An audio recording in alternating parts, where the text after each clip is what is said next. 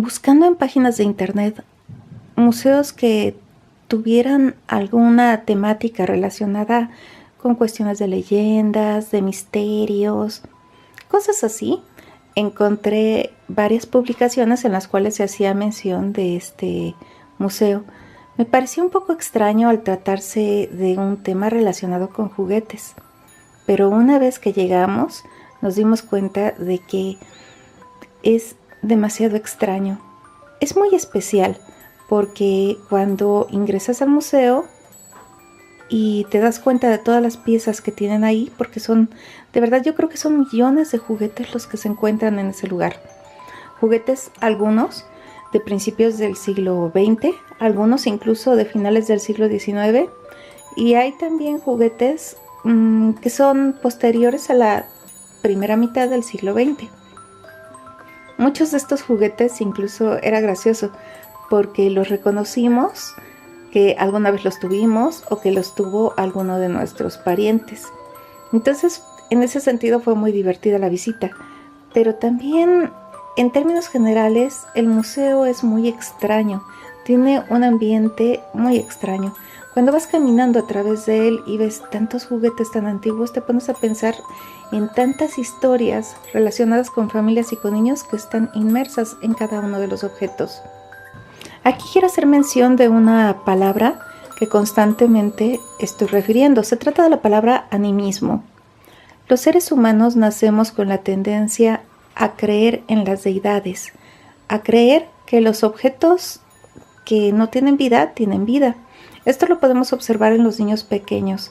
A partir de que los niños cumplen más o menos un año, y yo creo que desde antes, los niños empiezan a desarrollar una tendencia al animismo.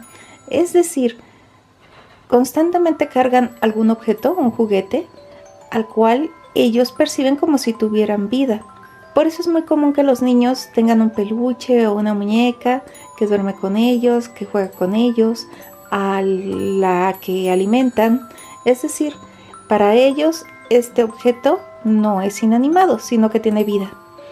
Pero ¿de dónde surge este animismo de manera histórica?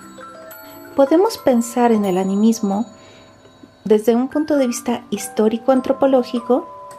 Podemos pensar en el animismo como una característica natural al desarrollo del ser humano. Cualquiera de las dos cosas es correcta, pero si nos damos cuenta, están profundamente vinculadas. Históricamente, los seres humanos desde el inicio de la civilización observaban los fenómenos naturales y también los objetos y a los animales y les daban la categoría de dioses o de deidades y les daban además características de seres vivientes, muchas veces personalidades, es decir, características humanas. Tal es el caso de todas las culturas antiguas que veían en el sol a un dios con una personalidad humana, o a la luna, o a las estrellas, o al rayo, o al viento, o al mar.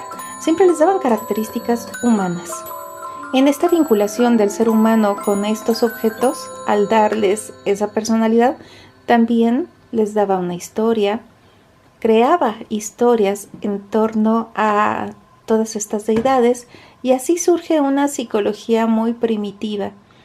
Los mitos están cargados de historias que asumen la característica de ser formas de educación que de antaño transmitían valores, ideas, conceptos, reglas y metas.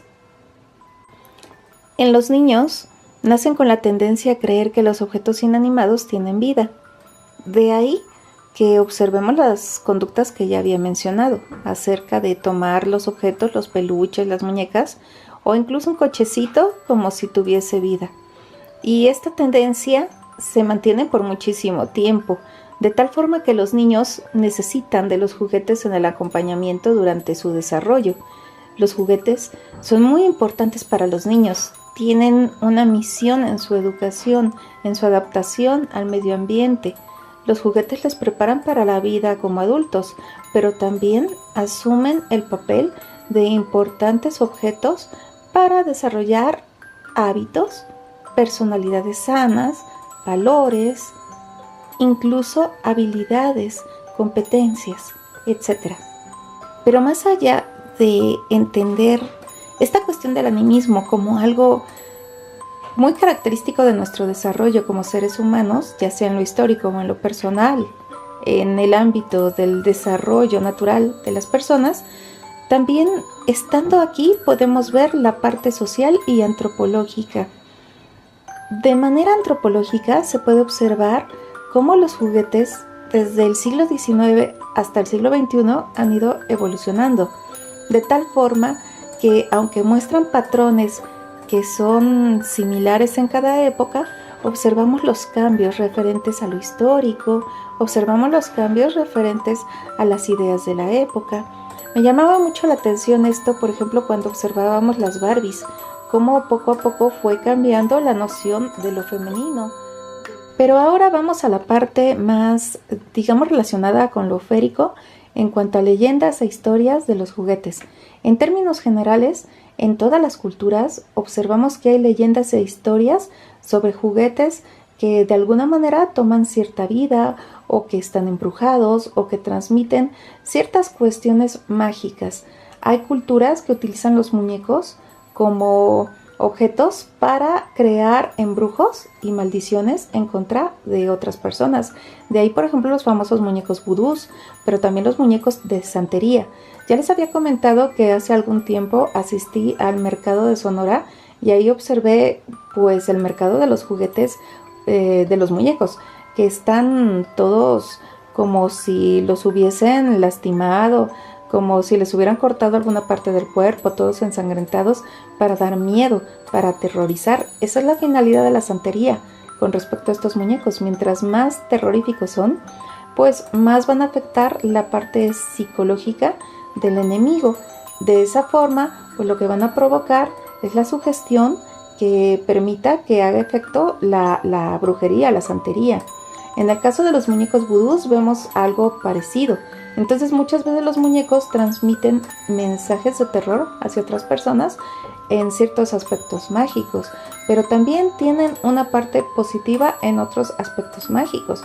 De ahí que como objetos de poder pues transmiten la energía y la fuerza mental y psicológica del brujo, de la bruja, de la persona que está haciendo el hechizo, para bien o para mal. Y esto me recuerda, por ejemplo, los muñecos que se encuentran en las iglesias, los santos, los ángeles.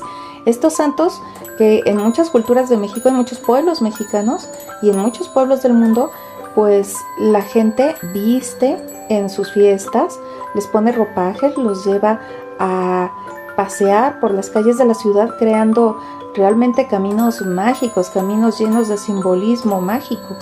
Y bueno, la vinculación del pueblo con estas imágenes, pues es una vinculación también en la cual se presenta el animismo, porque la imagen se convierte en la personificación de la deidad, un santo, una virgen, el mismo Jesús en el caso de los católicos, pero también en otras religiones observamos cómo un muñeco empieza a convertirse en receptáculo del poder mental de las personas. Esto genera verdaderas tulpas, verdaderos egregores, verdaderas, ¿qué decirlo?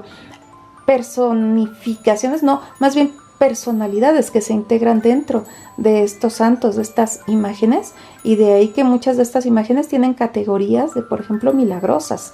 Muchas de estas imágenes, sobre todo en México, ¿no? Está lleno de imágenes que se consideran sagradas y también que son capaces de generar verdaderos milagros. Y bueno, pues esto tiene que ver desde un punto de vista científico con el animismo, pero desde algo que rompe con el punto de vista científico, con la fenomenología, es algo extraordinario, porque hay muchos testimonios de que verdaderamente todos estos objetos pues han creado ese lazo con la sociedad, con sus culturas, creando verdaderos milagros, por ejemplo, de sanación, de curación, de que se salven las personas de ciertos peligros. Y esto me llama muchísimo la atención, porque a fin de cuentas, aunque podríamos pensar que estas imágenes no son juguetes, pues se trata de imágenes también con las que el pueblo se vincula por medio de esta relación de darle la categoría de vivo a un objeto inanimado.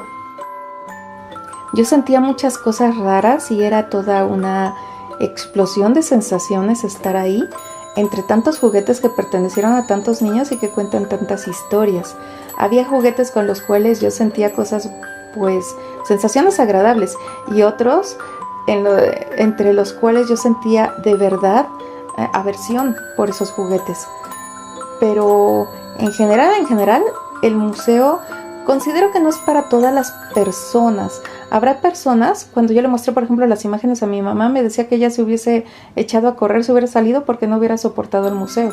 Había otras personas que lo miraban con muchísima curiosidad, con cierto sentido del humor, porque sí es verdad que el museo representa muy bien mucho de la cultura popular mexicana de los años 50, 60, 40. Y esto es lo interesante, porque realmente sí, está vinculado con lo popular mexicano, pero ciertamente el museo no era lo que yo esperaba en un primer momento. Y bueno, luego de esta presentación, de esta grabación de audio espontánea, de estas imágenes con las que les muestro el museo, bueno, pues espero que les gustara el video y me despido de ustedes. Esta misma semana voy a subir un video que estoy realizando ahorita sobre los libros de Brian Froud. Espero que les guste.